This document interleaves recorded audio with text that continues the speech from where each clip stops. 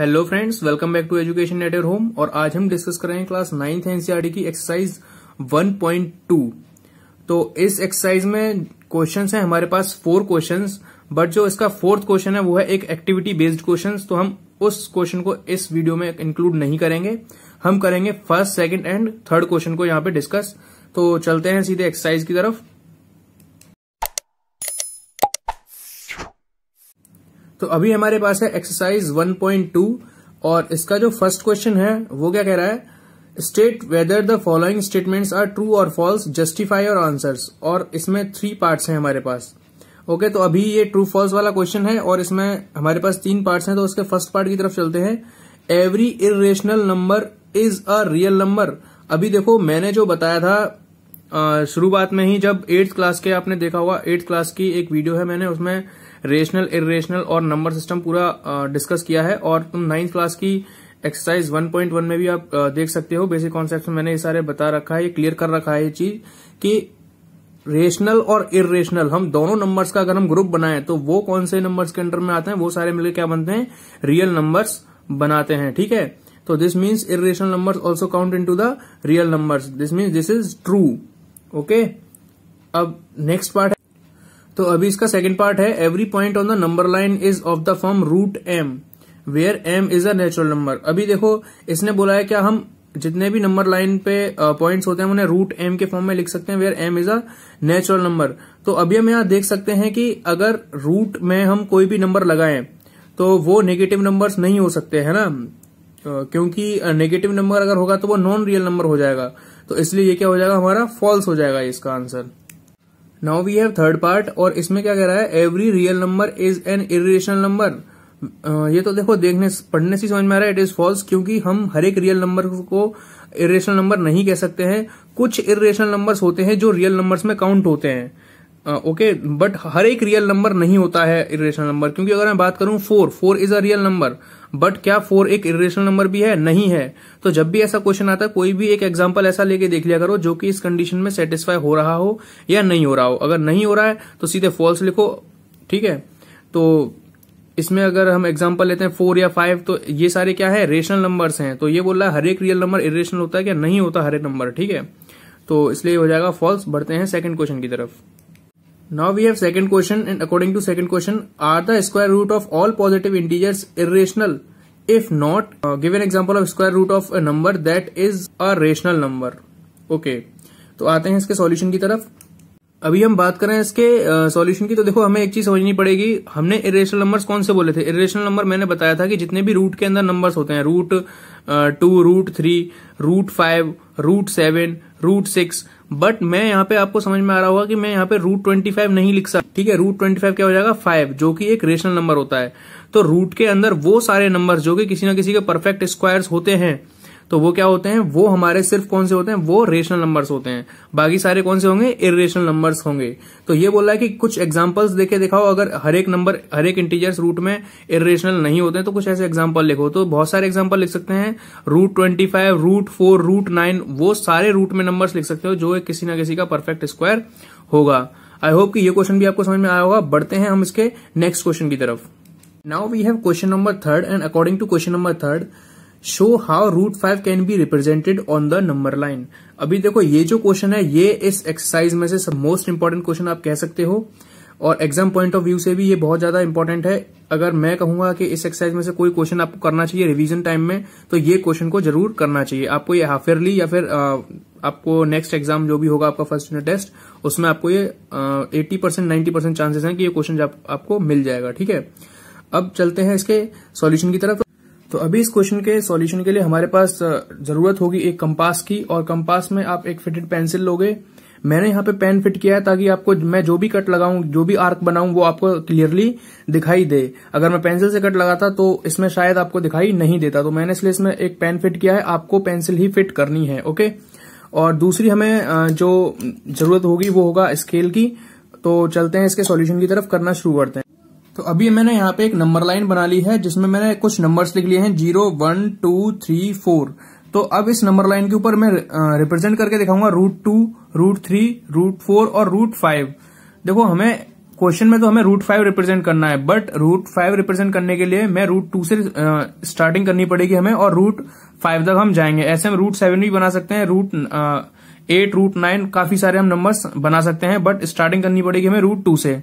देखो हम डायरेक्टली भी √5 हम बना सकते हैं, बट मैं उसको बाद में बताऊंगा कैसे बनाएंगे, लेकिन हम शुरुआत करते हैं √2 से, ताकि कभी कभी क्वेश्चन आ जाता है कि √3 रिप्रेजेंट करो, या √4 तो सिर्फ 2 के बराबर ही आ जाएगा, वो तो सिंपली कर सकते हो, या फिर आ जाएगा √6। तो उसके लिए हम कैसे करेंगे, तो शुरुआत से ही समझते हैं कैसे करना है ये question.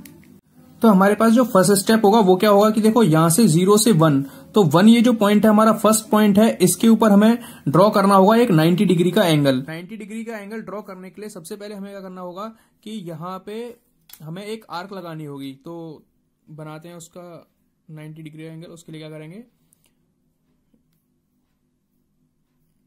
First of all we will draw an arc, जो कि देखो जो ये आर्क लगेगी वो दोनों तरफ से सेम होनी चाहिए, मतलब 1 को सेंटर मान के हम एक आर्क लगाएंगे। तो सबसे पहले मैं सेम क्या कह रहा था वो समझो कि ये जो डिस्टेंस है अभी आर्क के बीच में, वो उतना ही रेडियस होना चाहिए जिस रेडियस का आपने यहाँ पे सर्कल बनाया है। तो इसको यहाँ पे एक आर्क लगेगी और दूसरी तरफ से भी यहाँ हम एक आर्क बनाएंगे, और उसके बाद ये जो आर्क लगी है इनके ऊपर कंपास का नीडल रख के ऊपर एक और आर्क, और यहां से भी दूसरी आर्क बनेगी। अब यहाँ पे जहां पे ये दोनों आर्क इंटरसेक्ट करेंगे, हम उस पॉइंट को इस 1 पॉइंट से ज्वाइन कर देंगे आगे तक। तो ये मैंने ज्वाइन कर दिया है। अब इसके बाद जो नेक्स्ट स्टेप होगा वो क्या होगा, देखो ये जो डिस्टेंस है 0 to 1, हम इस डिस्टेंस को कंपास में लेंगे, इतने रेडियस को लेके, आप देख रहे होंगे 0 to 1 मैंने इसमें कंपास में ले लिया है रेडियस, और इस रेडियस से हम एक आर्क लगाएंगे इस लाइन के ऊपर।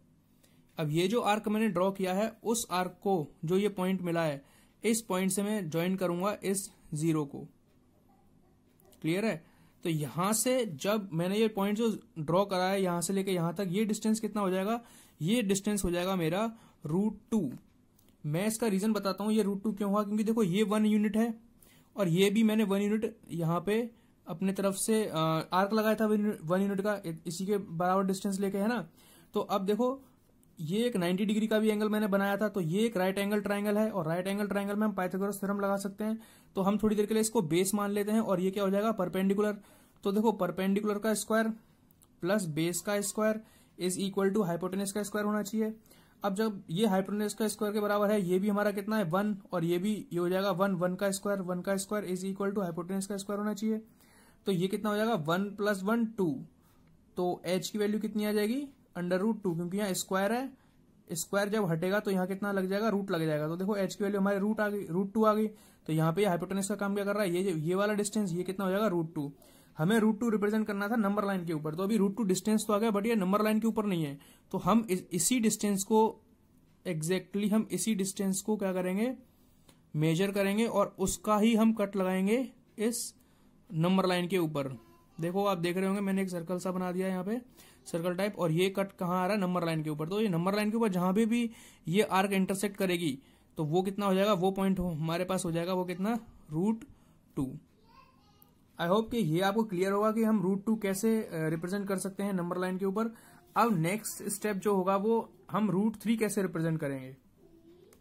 अभी देखो √3 रिप्रेजेंट करने के लिए हमें करना होगा कि ये जो √2 आया है उसके ऊपर हम एक 90 डिग्री का एंगल बनाएंगे, और फिर से दोबारा से वही स्टेप फॉलो करेंगे जो हमने √2 के लिए करे थे।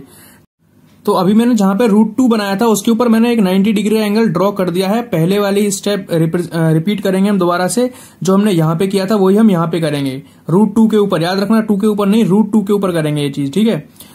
तो एक बात आपको ये समझ में आई होगी कि अगर हम √3 हमें रिप्रेजेंट करना है नंबर लाइन के ऊपर, तो हमें √2 भी जरूरी है। सबसे पहले हम √2 ही रिप्रेजेंट करेंगे, उसके बाद ही हम √3 को रिप्रेजेंट कर सकते हैं, ठीक है। तो अब देखो ये जो मैंने √2 रिप्रेजेंट किया है, इसके ऊपर मैं 90 डिग्री एंगल बना दिया है। अब 90 डिग्री के ऊपर पहले की तरह हम क्या करेंगे, एक 1 यूनिट का डिस्टेंस लेंगे। देखो 1 यूनिट यहां से लेके यहां तक था, हमेशा 1 यूनिट ही लेनी है आपको डिस्टेंस। ये मत सोचना कि अब मैं √2 तक का डिस्टेंस ले लूं, नहीं, हमें कितना लेना है, 1 यूनिट ही लेना है। देखो 0 to 1 ले रहा हूं मैं, ये 1 है और मैं 0 से 1 की तरफ ले रहा हूं बस। अब मैंने ये 0 से 1 लेके यहाँ पे √2 के ऊपर रखा है इस बार, और यहाँ पे दोबारा से मैंने ये कट लगा दिया। ये होगा, ये जो कट है ये हमारे पास कितना है, ये जो आर्क लगाया है मैंने, ये आर्क लगाया है मैंने 1 यूनिट का। अब मैंने ये जो 1 यूनिट का जो आर्क लगाया है, अब मैं क्या करूंगा, इसको इससे ज्वाइन करूंगा 0 से। तो ये जो मैंने अब 0 से ज्वाइन कर दिया है, तो ये जो मेरे पास जो डिस्टेंस आया हुआ ये कितना आएगा, ये आएगा √3। √3 क्यों आएगा मैं समझा देता हूं। देखो ये इस बार हम इस पूरे राइट ट्रायंगल को देखेंगे। ये राइट ट्रायंगल है। अब ये डिस्टेंस कितना है 0 से ये यहां तक √2, और ये कितना है 1 यूनिट है। तो हम क्या करेंगे, √2 का स्क्वायर प्लस 1 का square is equal to hypotenuse का स्क्वायर, क्योंकि हाइपोटेनस यही है ना। अब देख रहे होंगे हाइपोटेनस तो ये लाइन जा रही है, ये होगी, ये हमारा हो गया परपेंडिकुलर, और ये हो जाएगा हमारा 0 to √2 बेस। तो बेस का स्क्वायर प्लस परपेंडिकुलर का square is equal to hypotenuse का स्क्वायर। √2 का स्क्वायर करेंगे तो 2 आएगा, प्लस 1 का स्क्वायर तो 1 ही रहता है, इज इक्वल टू हाइपोटेनस का स्क्वायर। तो हाइपोटेनस हमारे पास कितना आ जाएगा, √3, क्योंकि स्क्वायर हटेगा, रूट लगेगा, 2 + 1 होता है 3। तो ये कितना आ गया, हाइपोटेनस हमारे पास √3 आ गया। आई होप इतना आपको क्लियर समझ में आ रहा होगा कि हम कैसे रिप्रेजेंट करते हैं। तो हम कैसे करेंगे इसको, अभी तो हमने बस √3 डिस्टेंस निकाला, इसको रिप्रेजेंट कैसे करेंगे √3 को। नंबर लाइन के ऊपर देखो, यहां से 0 पे कंपास रख के √3 के बराबर करके, और यहां पे ऐसे हम रिप्रेजेंट कर देंगे। तो ये जो पॉइंट आएगा हमारे पास कितना आएगा, ये √3। आई होप ये आपको क्लियर होगा। चलते हैं अब √4। देखो √4 की वैल्यू कितनी होती है, √4 की वैल्यू होती है हमारे पास 2, क्योंकि √4 अगर हम सॉल्व करेंगे तो √4 कितना आता है, 2 के बराबर। तो हम चेक करेंगे कि √4 इस 2 के बराबर आ रहा है इसके ऊपर या नहीं आ रहा है। अगर आ रहा है तो हम एकदम करेक्टली कर रहे हैं। अभी हम क्या करेंगे, √4 बनाने के लिए √3 के ऊपर हम 90 डिग्री का एक एंगल बनाएंगे। वो मैंने यहाँ पे ऑलरेडी बना लिया है 90 डिग्री का एंगल। और अब मैं इस 90 डिग्री के एंगल के ऊपर हम इस लाइन के ऊपर एक कट लाएंगे जो कि 1 यूनिट का होगा। 1 यूनिट का ही लेना है हमेशा, ये 1 यूनिट होगी मेरी। और मैं इस कट को अब इसके ऊपर लगाऊंगा, √3 के ऊपर। √3 जो पॉइंट होगा इसके ऊपर, जो परपेंडिकुलर होगा इसके ऊपर, है ना। अब मैं इसको ज्वाइन करूंगा, 0 से ही हमेशा ज्वाइन करते रहना है। वही स्टेप्स बार बार रिपीट होंगे, बस ये पॉइंट बदल जाएगा 90 डिग्री का एंगल बनाने के लिए। अब ये जो डिस्टेंस आएगा यहां से लेके यहां तक, ये जो डिस्टेंस आएगा ये आएगा √4। तो अब मैं इस डिस्टेंस को ही रिप्रेजेंट करूंगा किसमें, नंबर लाइन के ऊपर। तो यहां से मैं एकदम करेक्ट डिस्टेंस है, और मैं यहां से अगर एक सर्कल टाइप बनाऊंगा तो ये कहां पे जा रहा है, देखो √4 किसके बराबर जा रहा है, 2 के बराबर ही जा रहा है। आप देख रहे होंगे यहाँ पे ये कंपास कनेक्ट कर रहा है इसको। तो ये कितनी आ गई, √4। और √4 को अगर हम सॉल्व करते हैं किसके बराबर आता है, 2 के बराबर, यानी कि हम एकदम करेक्टली अभी तक हम सॉल्व कर रहे हैं। अब बात आती है √5 की। तो √5 के लिए हमें यहाँ क्या करना है, √5 के लिए हम √4 के ऊपर एक 90 डिग्री का एंगल ड्रॉ करेंगे। मींस इस पॉइंट के ऊपर हम 90 डिग्री का एंगल एक ड्रॉ कर लेंगे। तो मैंने यहाँ पे √4 के ऊपर, √4 यानी 2 के ऊपर मैंने यहाँ पे एक 90 डिग्री एंगल बना लिया है। अभी आप देख रहे होंगे कि ये 2 हमारे पास पहले से पॉइंट अवेलेबल था। हमें पता है कि √4 की वैल्यू 2 होती है। तो हम डायरेक्टली यहां से भी अब तक √3 √2 ना बना के हम डायरेक्टली 2 से भी शुरुआत कर सकते थे, बट मैंने यहाँ पे 2 3 बना के इसलिए बताया। कभी कभी क्वेश्चन आ जाता है कि √3 को रिप्रेजेंट करो, तो √3 को रिप्रेजेंट करने के लिए हमें √2 भी बनाना ही पड़ेगा। कोई और इसके अलावा कोई और मेथड नहीं है, ये ड्रॉ करना ही पड़ेगा हमें √2, ठीक है। तो √5 हम इजीली बना सकते हैं डायरेक्टली सीधे। अब तक जो भी हमने किया हम उसको ना करते, सीधे 2 के ऊपर 90 डिग्री का एंगल बनाते, और फिर जो स्टेप्स मैं करने जा रहा हूं उन्हें हम रिपीट करते। तब देखो दोबारा से मैं 1 यूनिट लूंगा अपनी कंपास में, 1 यूनिट ले लिया है, और मैं इसके ऊपर लगाऊंगा यहाँ पे एक कट, मींस आर्क लगाऊंगा मैं यहाँ पे। तो मैंने यहाँ पे 1 यूनिट का कट लगा दिया है। आर्क लगाने के बाद मैं इसको ज्वाइन करूंगा 0 से। हमेशा 0 से ही ज्वाइन करते रहना है हर बार की तरह। ये मैंने अब 0 कर दिया। ये जो डिस्टेंस आएगा यहां से लेके यहां तक, ये जो डिस्टेंस आया ये हमारा √5 के बराबर। अब √5 के बराबर जब आ गया तो हम इसको अब रिप्रेजेंट करेंगे किसके ऊपर, नंबर लाइन के ऊपर। देखो ये रहा, और हम इसको ऐसे एक आर्क सब लगाएंगे आर्क की तरीके से। और ये जो पॉइंट आएगा यहाँ पे, ये पॉइंट आएगा मेरा कितना होगा, ये √5 होगा यहाँ पे। आई होप कि आपको रूट 5 का ड्रॉ करना क्लियरली समझ में आया होगा। और अगर डायरेक्टली हम इसे करते तो कैसे करते, 0 to 1 बना के और इसको ज्वाइन करके यहाँ पे हम आर्क लगाते, ये रूट 5 हम डायरेक्टली बना सकते थे बिना रूट 3 और रूट 2 को ड्रॉ करे। देखो अब मैं इसका रीजन देता हूं क्यों ये रूट 5 के बराबर होगा। क्योंकि देखो ये डिस्टेंस कितना था, यहां से लेके यहां तक 2, तो 2 अगर मैं यहां लिख लेता हूं 2, ये हो गया हमारा बेस, यानी कि बेस का स्क्वायर प्लस परपेंडिकुलर हमारा वही 1 है, 1 का square is equal to hypotenuse का स्क्वायर, है ना। अब देखो ये हो जाएगा 4 + 1 इज इक्वल टू हाइपोटेनस का स्क्वायर, ये हो गया 5 इज इक्वल टू हाइपोटेनस का स्क्वायर, हाइपोटेनस कितना आ जाएगा √5। तो हम यहाँ चेक कर सकते हैं ये हाइपोटेनस जो होगा हमारा कितना होगा √5, और इस डिस्टेंस को अगर हम रिप्रेजेंट करेंगे तो कितना आएगा, यहाँ पे आएगा ये √5। आई होप कि इस क्वेश्चन के साथ साथ ये एक्सरसाइज भी आपको अच्छी तरह समझ में आई होगी। अगर ये वीडियो आपको अच्छी लगी है तो लाइक करो और अपने दोस्तों के साथ शेयर करो। अगर आपको कोई डाउट है इस एक्सरसाइज से रिलेटेड या फिर कोई भी मैथ्स टॉपिक से रिलेटेड तो आप कमेंट करके हमें पूछ सकते हैं। ओके देन, मिलते हैं नेक्स्ट वीडियो में। Till then bye bye, take care and God bless you all.